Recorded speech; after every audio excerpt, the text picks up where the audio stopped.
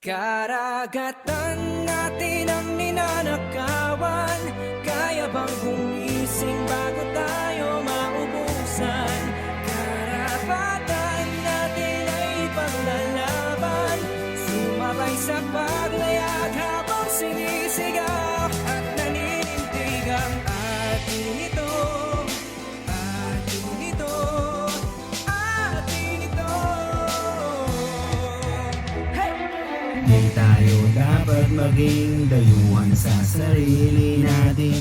Lupain, bakit di natin subukan pakinggan ang hinaing ng ating mga kababayan na binalot na ng takot nang sila ay dumating.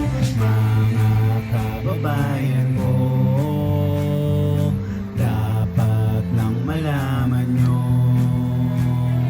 bilib ako sa tulad